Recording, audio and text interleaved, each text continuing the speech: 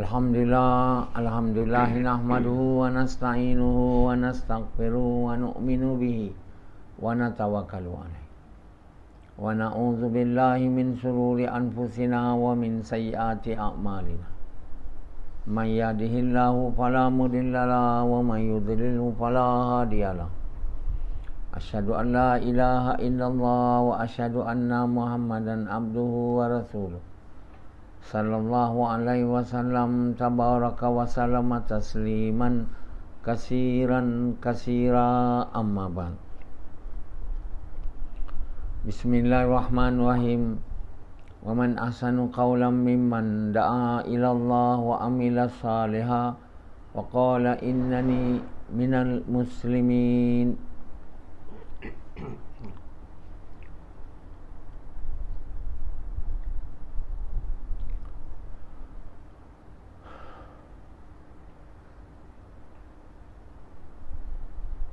Tuan-tuan, bapa-bapa sekalian dan ibu-ibu sekalian, tiada yang tahu melainkan Allah. Maknanya selain Allah tak tahu. Yang tahu hanya Allah, yang lain tak tahu. Takkan pula Allah tahu, kita pun tahu juga. Itu bukanlah kalimah la ilaha illallah. La ilaha illallah maknanya tiada Tuhan melainkan Allah. Ditafsir, tiada yang tahu melainkan Allah. Tiada yang ku cinta melainkan Allah. Tiada yang ku cinta melainkan Allah maknanya aku tak cinta yang lain. Kalau betul lah kalimah tu, betul-betul lah ada. Aku cinta hanya Allah je macam tu. Bini, anak, kerja, duit, semua tak cinta. Sikit cinta pun tak ada. Tapi Allah benarkan juga kita kalau kita tak mau jadi kekasih dia lah. Mau setakat beriman, beramal saleh, tahap rendah. Atau Allah kata kau cinta bini mesti kurang pada aku sikit lah. Boleh juga. Yang Allah mahu bukan boleh juga tu, langsung tak ada. Macam tu. Jadi la ilaha illallah, tiada Tuhan lain daripada Allah, tak ada Tuhan. Tiada yang ku cinta melainkan Allah, lain daripada Allah tak ada cinta. Tak ada, bukan sikit ada. Kalau ada tak boleh juga. Bukan tak boleh, tolerable limit boleh. Tapi tak bolehlah jadi yang dikatakan kekasih Allah tahap tinggi tu. Kekasih Allah tahap tinggi ni tak ada. Tentulah sukar. Takkan banyak orang jadi kekasih Allah.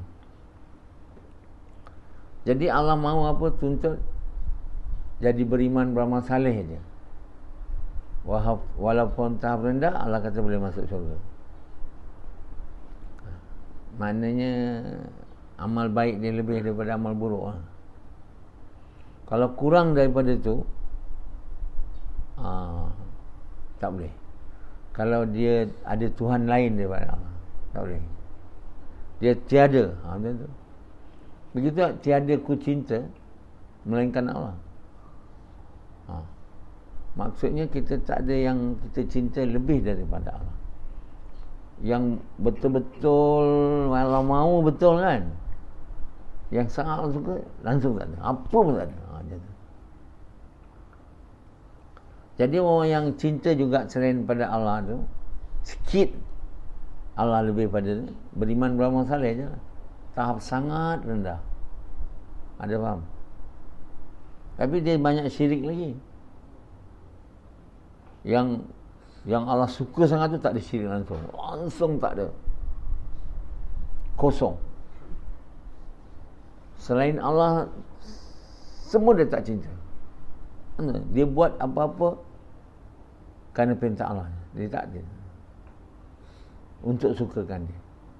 Dia makan, dia minum, dia bekerja, dia semua tak cinta tu.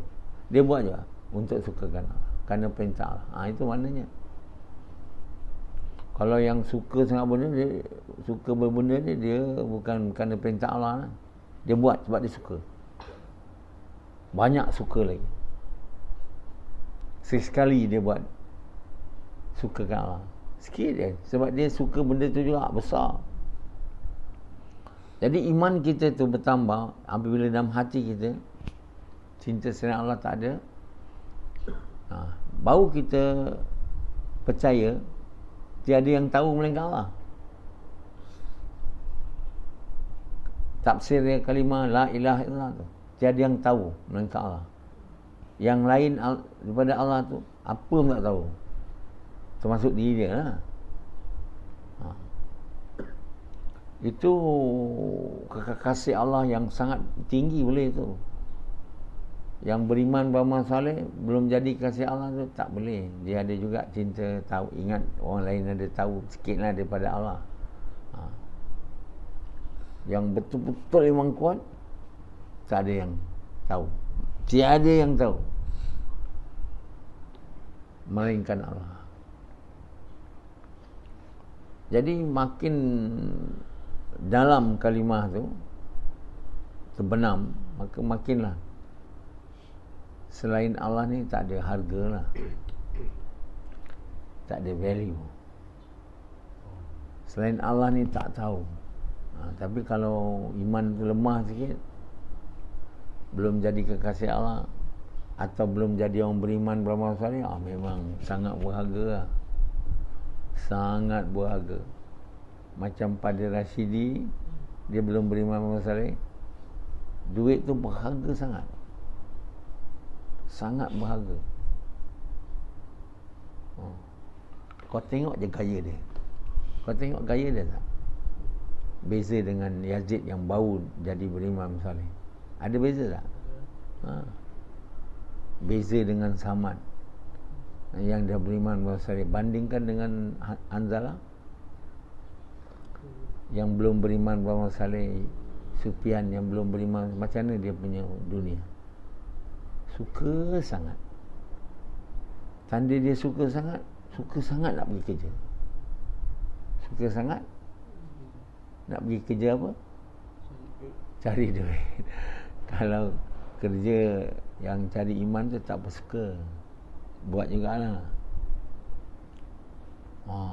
Itu kita tunjuk dengan gaya kita. Kita boleh tak percaya, tapi itulah dia.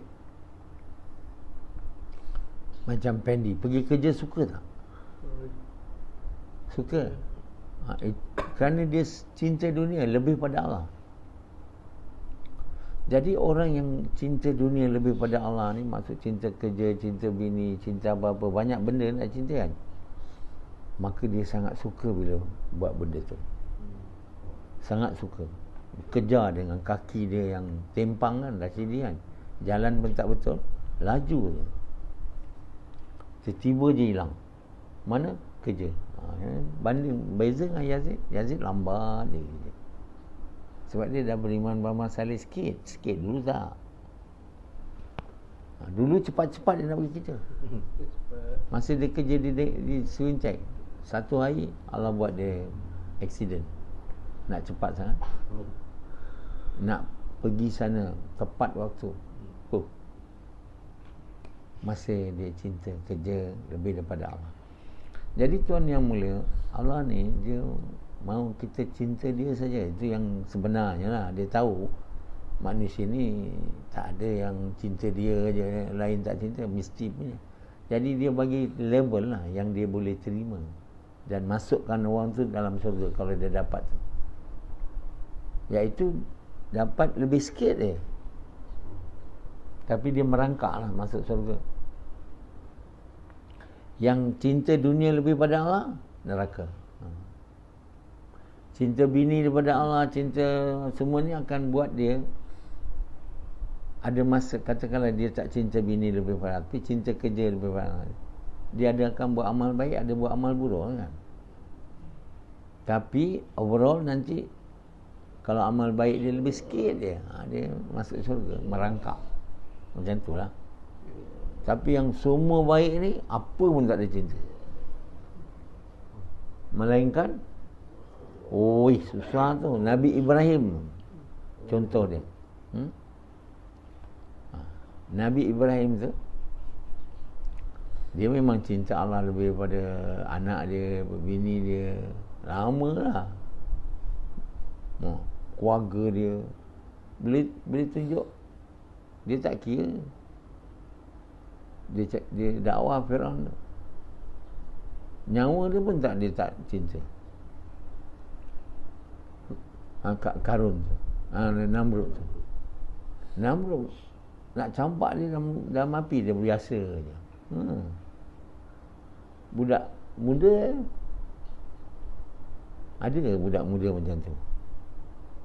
Tak cinta dunia. Dia tak cinta dunia. Tak cinta apa pun. Diri dia pun, keluarga dia. Dia tinggalkan keluarga dia. Jadi keluarga dia kata, kau berhenti. Dia dakwah-dakwah ni.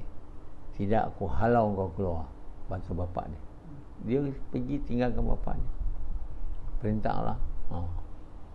Macam itu punya orang. Ya tak? Bila ada cinta dekat anak dia dengan bini dia, bila dia tua tu, dekat Mesir, dia dapat kahwin satu lagi, hamba dia. Lepas tu dia dapat anak. Dia tentulah lama dia dah dapat anak tu. Dah umur tua pula tu. Dia sayang lah. Tu manusia biasa, tapi Allah tak mahu. Sebab dia ni kekasih Allah betul, tahap tinggi punya. Tak ada cinta lain. Bila dah mula Allah tak bersuka kan. Bukan tak berapa suka, sangat tak suka lah. Aku mau kasih buang cinta ni. Itu sebab Allah perintah dia. Tuan faham tak benda ni sebelum saya cerita? Tak faham? Dia bawa anak dia, disuruh oleh Allah dengan budak kecil dia, anak dia dengan misi dia di padang pasir jauh tu daripada Kahira tu. Jalan kaki orang unta lah. Ke Mekah tu. Jauh. Cubalah jalan sekarang. Cuba. Orang semua naik kapal terbang. Masa tu melalui, tak ada terusan Suez ni. Join. Orang tak faham ni. Allah tak bagi perintah saja-saja tuan. Sebenarnya sebelum ni tak ada orang alim yang dikatakan alim lah, yang banyak di dunia ni dapat jelaskan ini. Tak ada. Hanya dia boleh bagi tahu lah, Ibrahim AS malah perintah dia taat punya orang, bagus punya orang. Macam itulah kita kena taat. Itu je. Kenapa Allah bagi perintah tu? Allah ni bukannya buat benda-benda tak tentu arah macam kita. Kita ada buat benda bodoh, tak ada sebab. Bak gila punya orang. Allah maha, bukan gila, sangat bijaksana dan sangat alim. Sangat tahu. Dia tahu hati Ibrahim tu. Ada cinta anak dia dengan bini dia.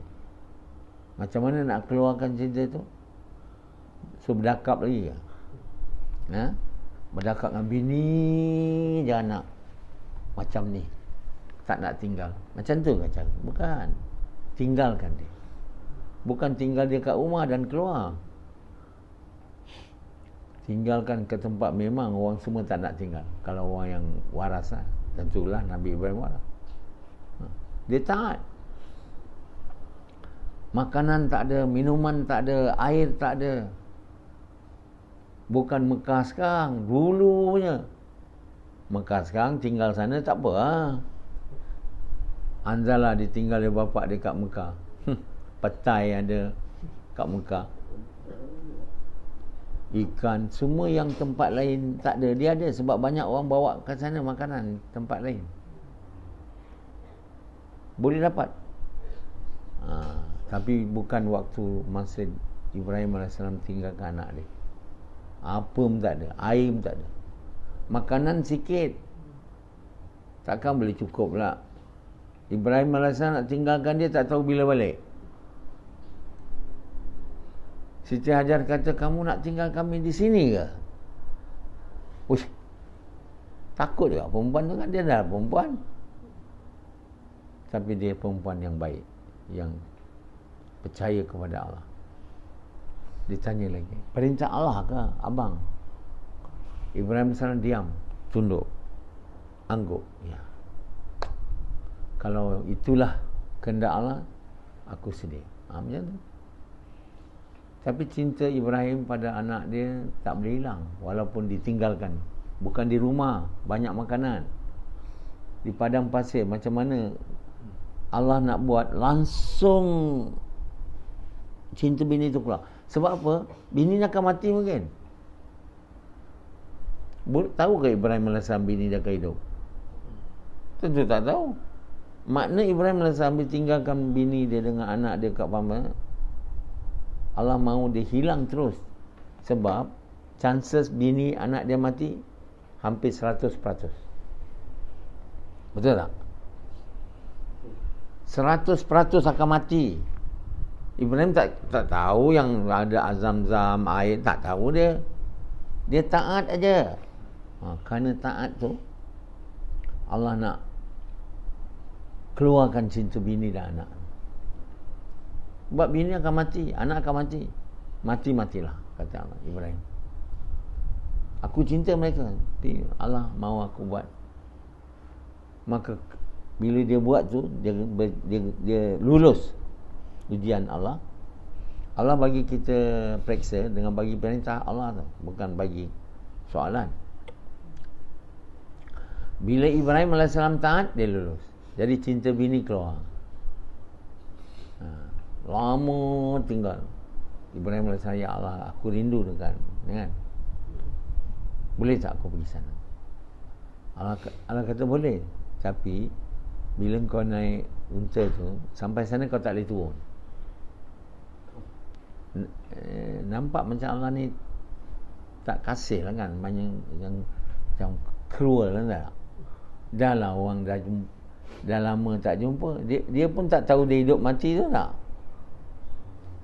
Dia nak tengok aja mati ke hidup lagi ni. Mana ada telefon kan, boleh telefon ya. Boleh tengok, hidup lagi. Nak jumpa tak ada. Dia memang percaya dia akan hidup. Sebab Allah Maha memelihara kan. Tapi Allah kata boleh, tapi kamu tak boleh turun. Bila sampai jumpa Siti Hajar, dia dah tak cinta dah dia. Perintah Allah je, tak turun. Siti Hajar dah tahu dia suami dia Nabi Allah, mesti ikut Allah, dia tak ada ikut aku. Jadi isteri dia cakap, boleh aku sediakan makanan untuk kau dan kau makan atas unta tu? Boleh. Allah kata boleh. Dukung anak tentulah boleh lah, tak kat atas je lah. Tapi nak bersetubuh boleh. Kamu tengok, tinggal bini 3 hari je. Tinggal bini 40 hari. Kan? Tahan. Pengantin baru. Lepas 4 bulan 40 hari balik, masuk pintu terus. Betul tak? Tengok Ibrahim AS taat betul. Cinta bini dah tak ada tu. Perintah Allah je. Kalau dia cinta bini, dia turun tu. Dia tak ikut perintah Allah. Ikut. Dia tak ikutnya. Itu menandai dia punya cinta bini dah tak ada. Cinta nak seks dengan bini pun tak ada. Kalau tidak, dia turun lah macam Rashidi. Sangat mencintai Burik. Boleh bandingkan kamu dengan dia. Dia tak turun. Taat. Lulus dugaan. Tu Allah buat tu. Supaya cinta bini hilang, cinta nak bersetubuh hilang. Cinta Allah. Tapi anak ni, dia tak hilang lagi cinta dia. Sebab itu nak hilangkan cinta anak ni, dokong anak punya. Wah. Macam tu ke? Berkepit dengan anak ke? Itu nak hilangkan cinta anak. Tinggalkan anak satu, tu tak boleh jalan. Begitu dalam juga cinta dia tu pada anak dia. Dia tinggalkan anak begitu lama, hilang cinta tu tak ada. Allah SWT, dia kekasih Allah. Allah tak mau dia cinta anak sikit pun tak boleh, bini pun tak boleh, kerja pun tak boleh, bersetubuh pun tak boleh, kehidupan Cinta nyawa pun tak boleh. Oh, suci. Dia perintah sembelih anak tu. Tinggal dah sudah dah. Tak lari, tak keluar. Jadi tuan boleh bayangkan lah. Tuan yang tak nak keluar ni. Bukan nak balik sembelih anak, tak. Nak tinggalkan 4 bulan pun tak boleh. 3 hari pun tak boleh. Macam Sufyan tu. Begitu cintanya dunia lebih daripada Allah. 3 hari dia tak nak keluar. Dia keluar bila dia cuti. Kalau tak cuti, dia tak keluar. Kita hari ni keluar 3 hari, 40 hari ke anak. Bukannya kita tak boleh telefon. Ada orang jangan telefon. Bini telefon juga. Mana nak cinta bini hilang. Cinta anak tak hilang. Tapi Allah tolerate. Kalau cinta anak tu kurang daripada Allah, okey. Tapi untuk Ibrahim tak boleh. Beza kalau Allah tak cinta kamu, lantaklah kau cinta bini ke, cinta anak ke, cinta apa ke, lantak. Termasuk neraka ni. Tapi kalau kekasih Allah yang sangat Allah cinta macam Nabi Ibrahim, Allah tak benarkan. Walaupun sikit. Sebab itu perintah ni dibagi kat dia ke tak dibagi pada Nabi-Nabi lain? Ada? Tak ada. Ada Nabi lain diperintah untuk sembelih anak? Ada. Tinggalkan anak di padang pasir yang kering, kontang, tak ada makan? Ada. Tapi pernah tak kamu faham selama ni apa sebab? Sebelum saya bagi tahu. Tak faham. Kerana kamu tak ada ilmu. Tak ada ilmu. Dan juga ulama-ulama lain. Ulama Jemaah Tabligh tak pernah saya dengar dia. Saya tak belajar dengan dia orang ni. Ulama-ulama lain lagi tak pernah dengar. Dia tak pernah suruh kita tinggalkan anak bini ni. Oi, pantang dia. Dia kata ajaran sesat ni. Tinggal anak bini, bagi dia lapar, haram, dia kata. Itu faham dia yang sangat, bukan faham, salah faham. Mereka bukan faham agama, salah faham. Dulu baru orang keluar 3 hari, 40 hari.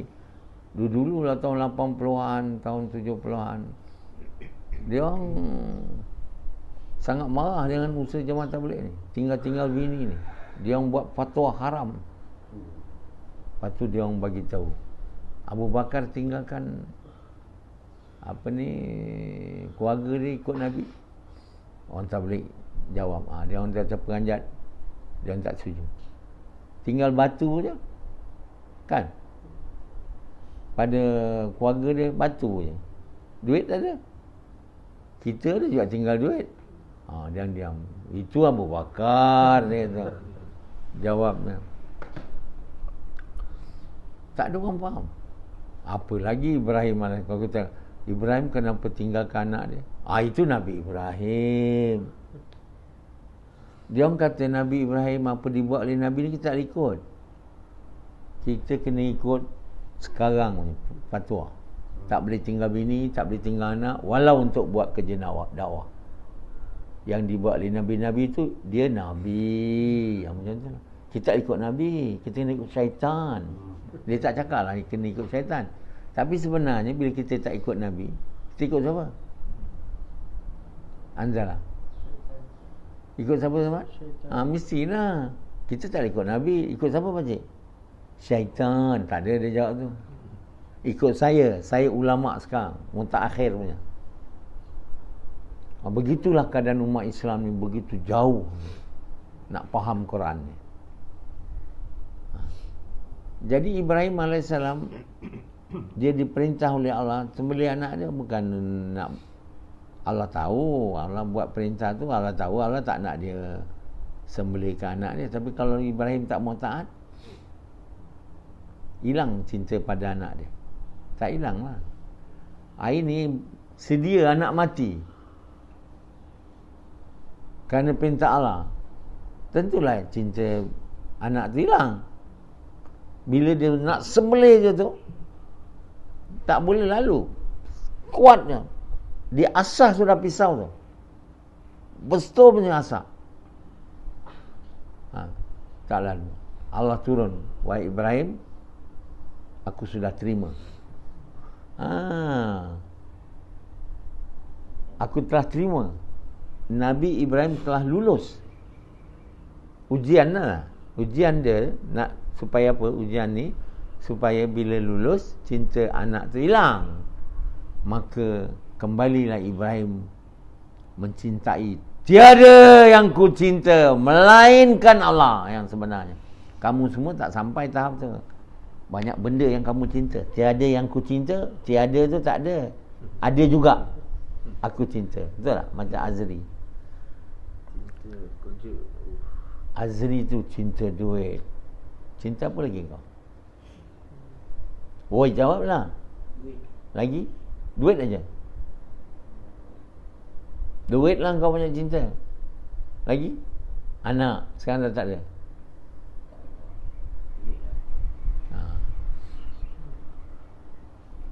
Yazid, cuba kira. Apa cinta? Kerja. Sekarang ni saya cinta kerja. Masa cuti tu rasa tak sedapnya. Kan boleh nak kerja. Duit. Rashidi? Kerja tu. Duit. Nampak duit aja. Burit. Kau? Kau cinta apa? Burit, duit. Jadi Allah SWT, kita bukan kekasih dia yang ni, lantak kau lah. Tapi Ibrahim AS ni kekasih dia betul. Tak nak dia. Tak benarkan dia. Tak boleh ada cinta. Sebab itu Nabi kita doa, ya Allah, kau rahmatilah Muhammad seperti mana kau rahmati Ibrahim. Kau berkatilah Muhammad sebenarnya kau berkati Ibrahim. Mana Ibrahim tu tinggi pada Muhammad ke rendah? Tapi kenapa dia tak masuk syurga dulu? Jawapan dia. Tanya. Aku nak tanya kamu. Dia tinggi daripada Muhammad. Kenapa dia tak nombor 1 masuk syurga? Jawab.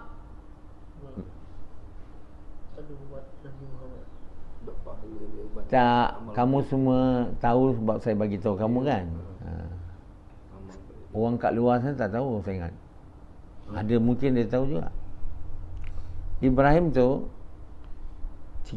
cinta kekasih Allah tahap tingginya. Dia ada kekasih Allah ni, bila orang menjadi kekasih Allah tahap rendah, sederhana, tinggi. Ibrahim tu tinggi tu. Tinggi dari Nabi kita. Dia mencintai Allah. Dicintai Allah dan mencintai Allah. Namun dia tak masuk syurga dulu. Muhammad SAW masuk syurga dulu. Sebab dia banyak amal baik Nabi Muhammad daripada Ibrahim. Sebab amal baik dia bukan amal baik dia saja, campur dengan amal baik umat dia, iaitu saya. Saya nak beritahu kamu, saya yang juga kekasih Allah tahap tinggi. Jadi dia rendah daripada Ibrahim, tapi dia ada umat dia yang tahap tinggi tu, campur dengan dia.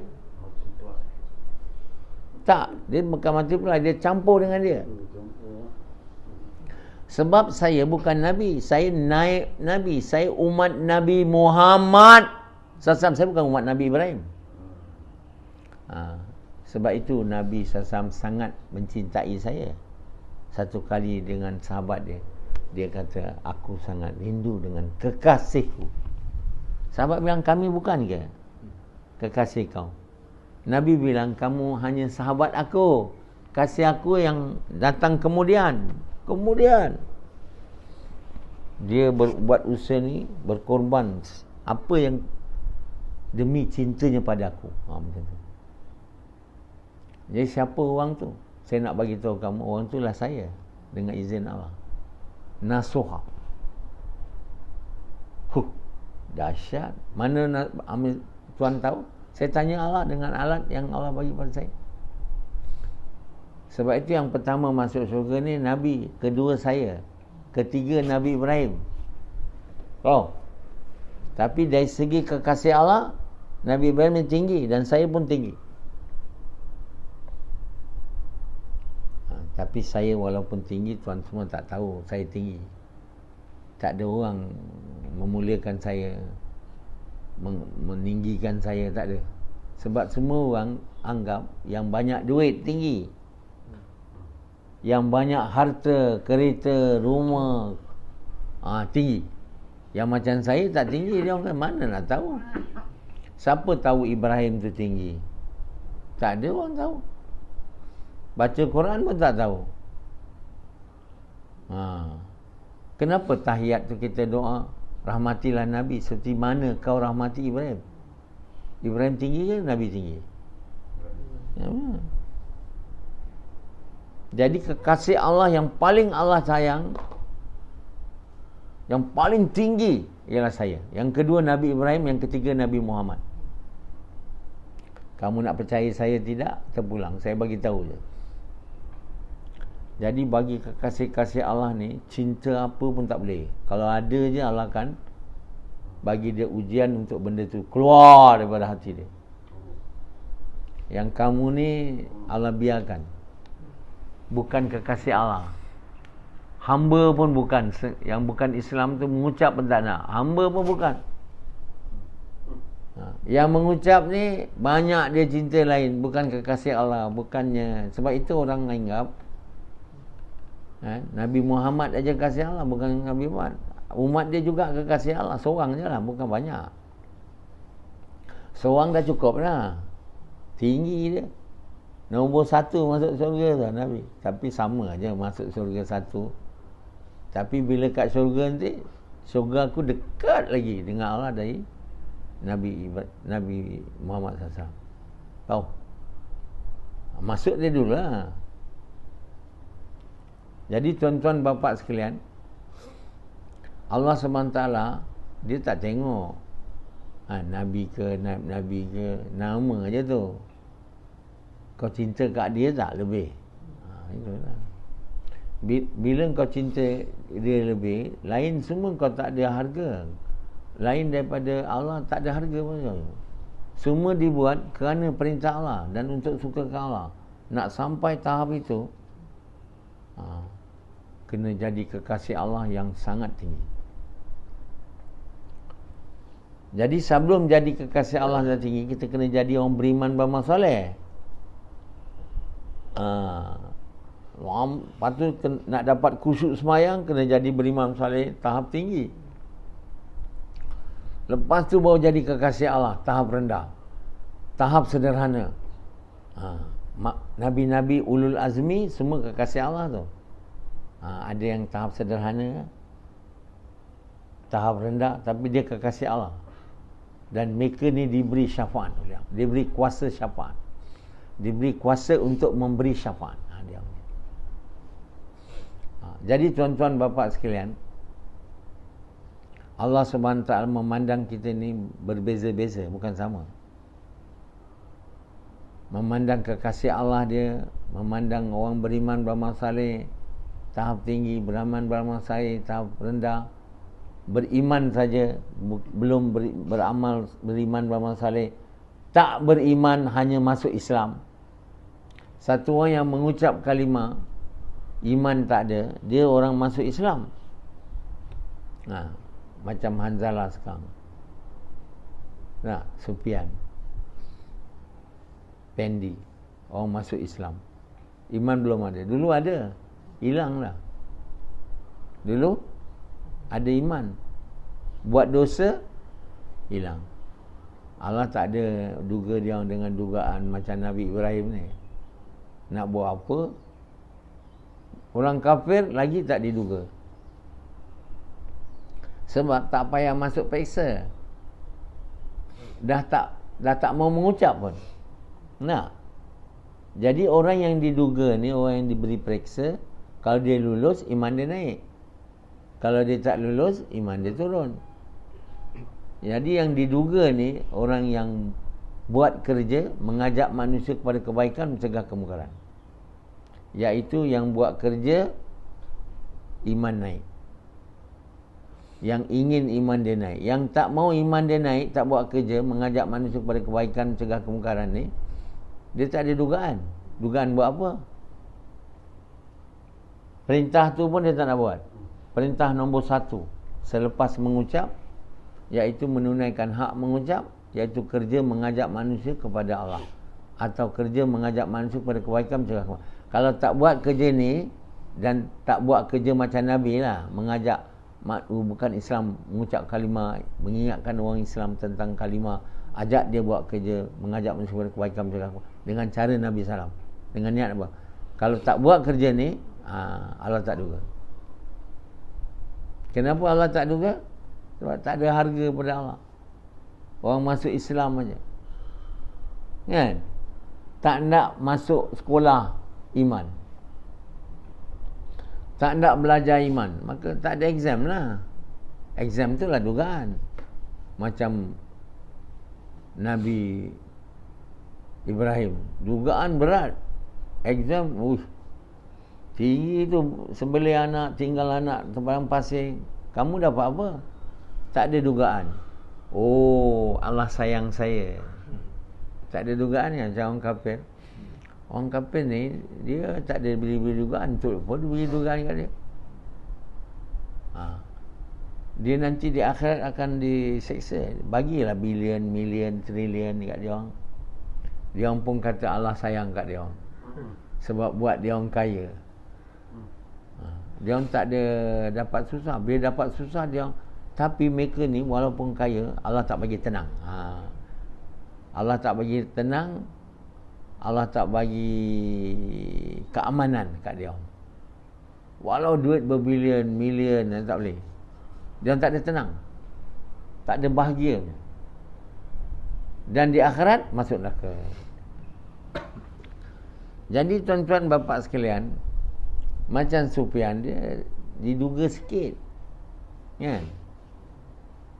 Diduga sikit. Jadi dia kata Allah sayang kat dia, dia dirahmati, konon, kan? Jadi dia selesa lah macam tu. Cuba dia buat kuat sikit, kerja mengajak manusia ni kepada kebaikan. Datanglah dugaan. Dugaan tu untuk apa? Untuk dia lulus, supaya iman dia naik. Betul tak? Macam Pendi dia tak mau dugaan, kan? Sebab apa? Maksudnya dia tak mau dugaan apa? Dia tak mau menambahkan perintah Allah. Disuruh duduk sini kan, dia tak nak. Sebab itu adalah dugaan lagi dia. Dia tak mau. Jadi dia tak lulus. Dia tak lulus, iman dia naik tak? Tak naik. Sufyan disuruh keluar 4 bulan hari tu dulu, dia tak mau. Dia tak mau ambil exam.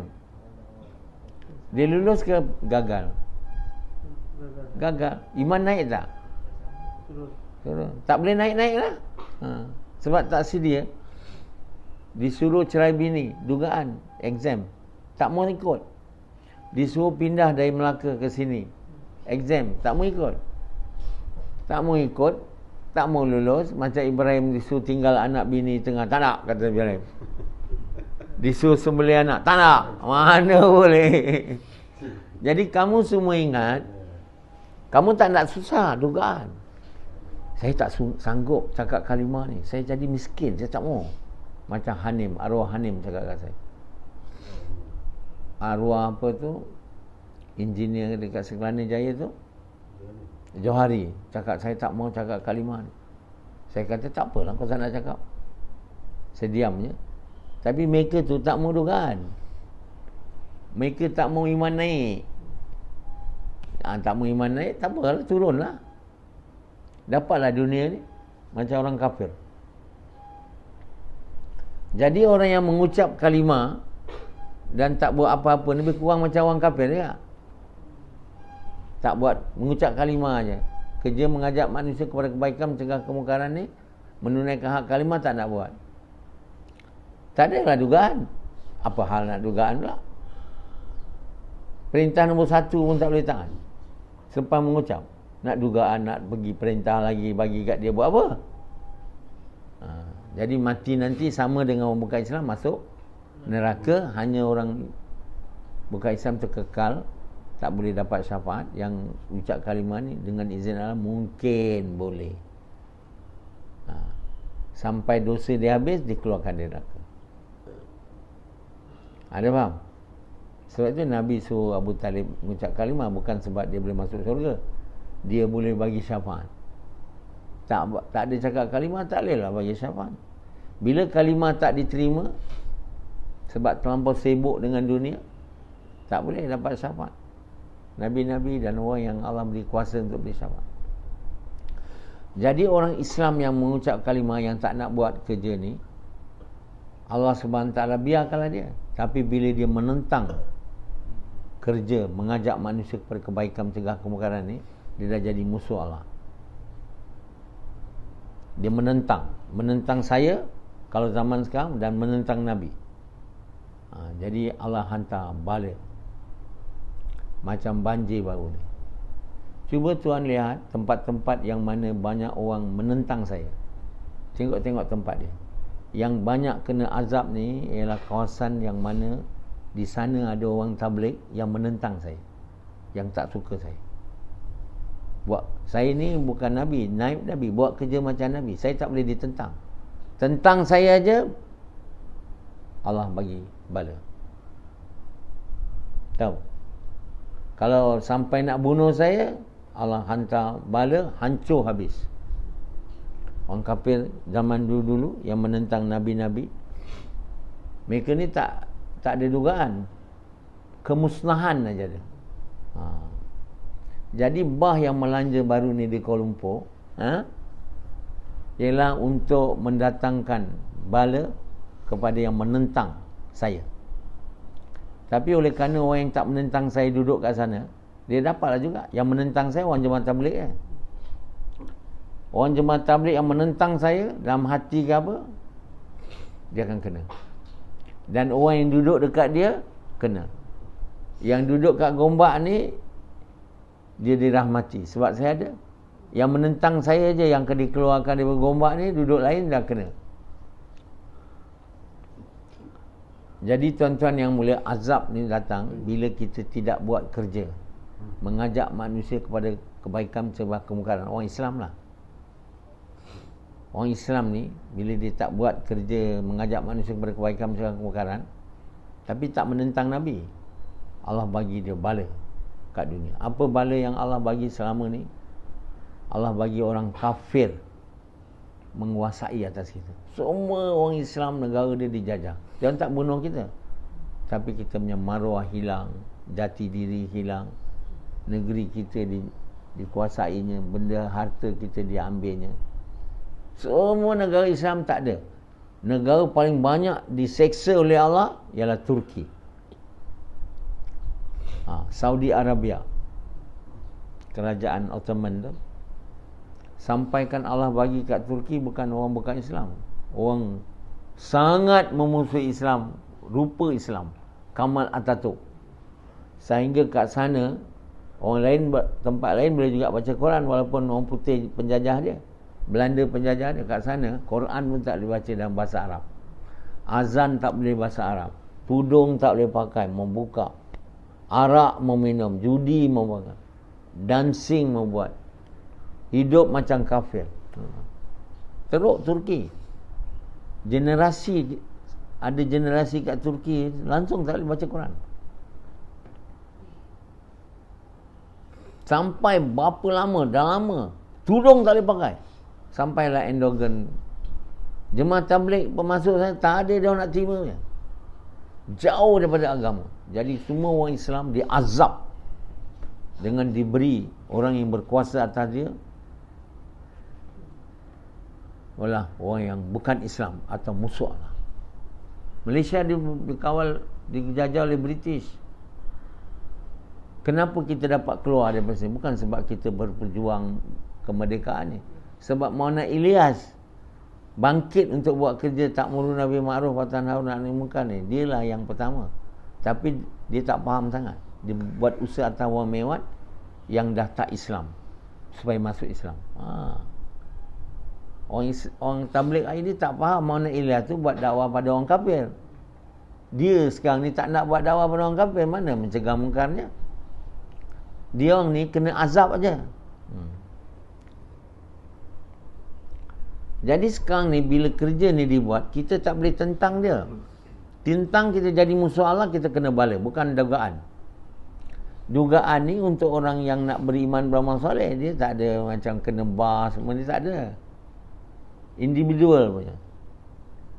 Tapi bila kita menentang dan tak mau buat kerja ni, menentang pula orang Islam, orang yang dikata Islam, kita jadi munafik, bukan Islam.